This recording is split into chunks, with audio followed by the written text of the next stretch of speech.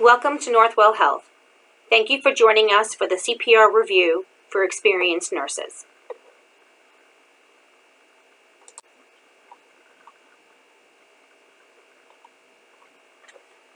After reviewing this content, the learner will be able to describe the 2015 AHA guidelines for CPR, demonstrate proper sequence and technique of chest compressions and ventilation, and the proper use of PPE during CPR.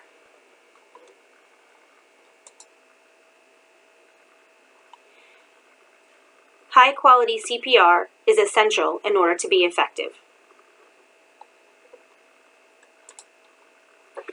Ensure the scene is safe.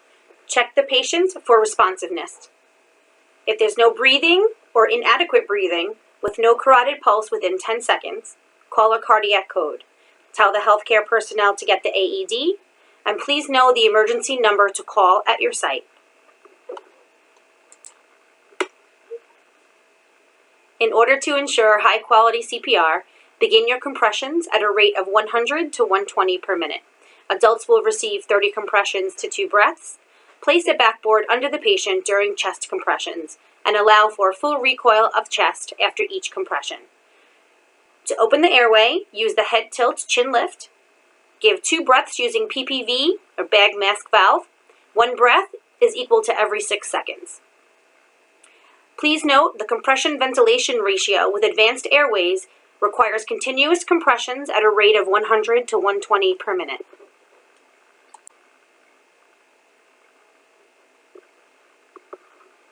Please see the attached chart for high-quality CPR for both child and newborns.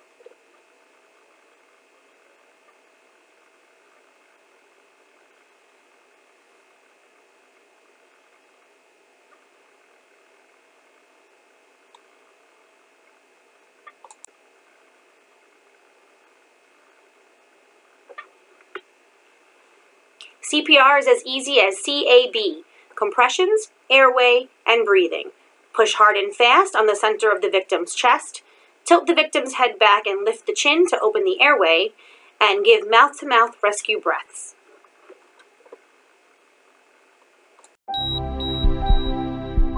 Now we're going to cover adult CPR for the single rescuer for healthcare professionals.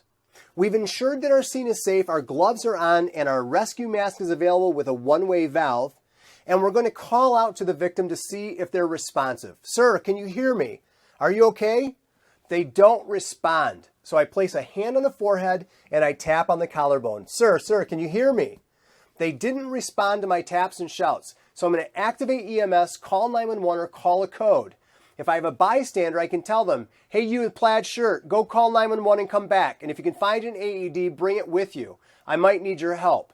If I have a cell phone, I could whip that out too and actually call 911 and put it on speakerphone and allow some help that way as well, or just access it through that technology. Now that I've gone ahead and done that, I can continue my assessment. I'm going to look for signs of normal breathing as I check for a carotid pulse. How do we find that carotid pulse? It's located between the trachea and the sternocleidomastoid muscle in the valley between those two structures. We're going to use the flat part of our 2 fingers and press moderately in that valley. I check for no more than 10 seconds, and I note that the patient is not breathing normally and they do not have a pulse. Now you might say also, well, what do you mean breathing normally? I mean, what does that mean? Breathing normally is someone who is breathing and oxygenating. Agonal respirations, which is basically like a fish out of water who's gulping or gasping for a breath, does not equal regular breathing or normal breathing. So to me, agonal respirations are no respirations, and there's no pulse, and they're unresponsive. So we're going to go right into CPR. Now let's talk about the technique of CPR. Right between the breasts, on the sternum, lower third of the sternum. We want to do a 2 to 2.4 inch deep compression, and we want to compress at a rate between 100 and 120 compressions per minute. That's about 2 per second. The other thing to note is that as you see me sitting on this bench, I would not stay here to do these compressions. it's A, going to be very difficult and exhausting for me, and B, I'm going to end up rolling over their chest, which does not adequately compress this hollow organ we call the heart. We want to compress that heart, which is sandwiched between the sternum and the spine, so that we can maximize that cardiac output. The second feature of that is that once we do our 2 to 2.4 inch deep compression, we want to allow for what we call full recoil. That full recoil means we come right back up to the neutral position before we do our next compression. And then lastly, as we stand over our patient, I want to come directly over the top of them with my elbows locked and using my upper body weight to do my full 2 to 2.4 inch deep compression 100 to 120 times per minute. So here we go.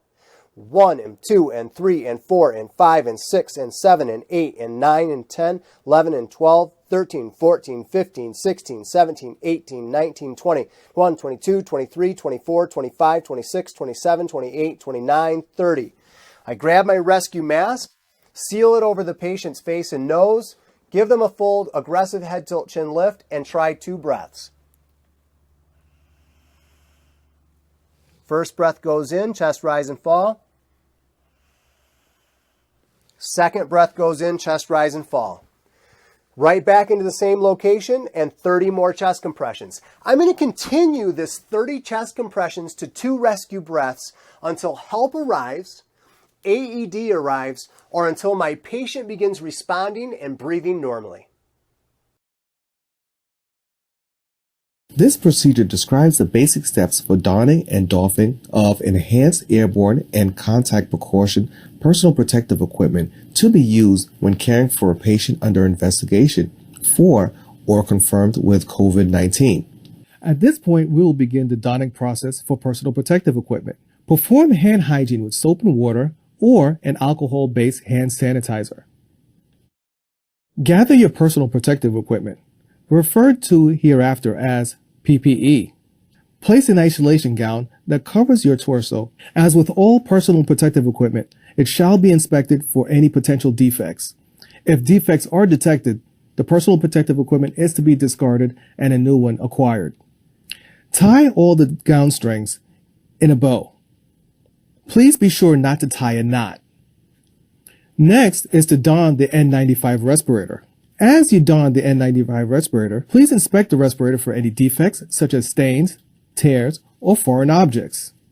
Place the N95 respirator over your nose and mouth, making sure the respirator fits snug to your face and extends under the chin.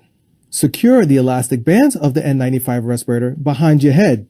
Using both hands, mold the area to the shape of your nose by pushing inwards while moving your fingertips down the sides of the nose piece. Once the N95 respirator is placed on, perform a negative and positive pressure check. This will confirm that you have a good seal on the N95 respirator. To perform the positive pressure check, exhale forcefully. The respirator shall expand slightly. Next is to perform the negative pressure check. Inhale forcefully and the respirator should collapse slightly. Once the positive and negative pressure checks have been performed, place a surgical mask over the N95 respirator. Make sure to fully extend the surgical mask and place it in front of the N95 respirator. Secure the ties of the mask behind the head or loops around the ears, depending on the type of surgical mask. Placing the surgical mask in front of the N95 respirator will provide physical protection to the N95 respirator for possible reuse. Please see guidance on N95 respirator reuse and extended use. Once respiratory protection is secured, place the goggles or face shield over your face and eyes. Be sure to inspect your face shield for any potential damage or defects. Place the elastic strap around your head and the foam sits on your forehead. Adjust to fit and be sure that your eyes are covered. Lastly, place on a pair of standard gloves. Gloves should extend to cover over your wrist and over the isolation gown cuff. You have now completed the donning process for airborne and contact precautions for a suspect or confirmed COVID-19 patient. We will now move on with the steps for removal of the PPE, also referred to as doffing. Where steps 1 through 4 occurs will be determined by the physical space being used. It can be done at the door, outside of the room, or greater than 6 feet away from any patient. Be aware there are 2 options on how to remove the gloves and the gown. The majority of sites use option 1, but some sites may use option 2. The first PPE you will remove are your gloves. Grasp the outside of the glove with the opposite hand. Peel off and hold the removed glove in the gloved hand. Slide the fingers of the ungloved hand under the remaining glove at the wrist. Peel off over the first glove. Discard in a regular waste container with a lid. Perform hand hygiene with soap and water or with an alcohol-based hand sanitizer. The next PPE to be removed is the gown. Untie the back. Touching the inside only, pull away from the neck and shoulders. Turn the gown inside out. Fold or roll into a tight bundle. Discard in a regular waste container with a lid. Perform hand hygiene with soap and water or with an alcohol-based hand sanitizer. Option number 2. Grasp the gown in the front by your shoulders and pull away from your body so that the ties break, touching the outside of the gown only with the gloved hands. While removing the gown, fold or roll the gown inside out into a tight bundle. As you are removing the gown, peel off your gloves at the same time, only touching the inside of the gloves and gown with your bare hands. Discard the gown and gloves in an appropriate waste container with a lid. Perform hand hygiene with soap and water or with an alcohol-based hand sanitizer. For the purpose of this video, we'll demonstrate how to remove and disinfect eye protection. First, don clean gloves. Please note, if you touch door handle to exit the room, sanitize glove using an alcohol-based hand sanitizer. Next, take an EPA-approved disinfectant wipe. Remove eye protection without touching the front of the goggles or face shield. This can be done by grasping the face shield band from the back and lifting the band over your head, or by grasping the goggles by the earpiece. Wipe the front and back of the face shield. If using goggles, wipe the lens and earpiece. Place on a clean surface and allow to dry. Peel off and hold the removed glove in the gloved hand. Slide the fingers of the ungloved hand under the remaining glove at the wrist. Peel off over the first glove. Discard in a regular waste container with a lid. Perform hand hygiene with soap and water or with an alcohol-based hand sanitizer. Store in a labeled bag or container for reuse. Please note, be aware that the type of bag or container used at your facility may be different from what is displayed on this video. The next PPE to be removed is the surgical mask, if you haven't already removed it, by doffing the mask with the face shield attached. Reach behind the ears and grasp the bottom, then top ties or loops and remove. Discard in a regular waste container with a lid. Perform hand hygiene using soap and water or an alcohol-based hand sanitizer. The next PPE to be removed will be your N95 respirator. This will be done after you have exited the room. Without touching the inside of your N95 respirator, slowly lift the bottom strap from around your neck and over your head. Now lift the strap that is at the top of your head up and over your head.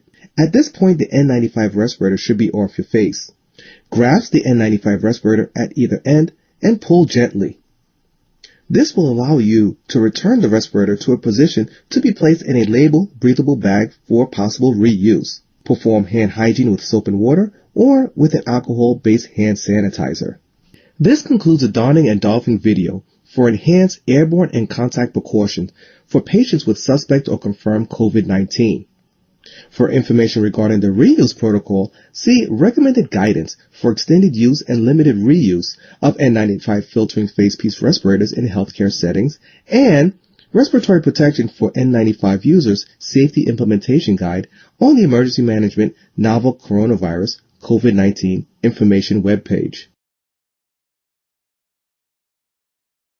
Remove the N95 respirator from your breathable label bag by touching only the outside of the N95 respirator Inspect the N95 respirator for any possible damage or defects. Place the N95 respirator over your nose and mouth, making sure the N95 respirator fits snug to your face and extends under the chin.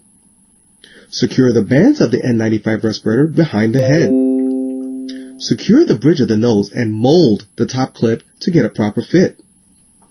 Perform a positive and negative pressure check. Seek guidance for reuse and extended use of N95 respirators.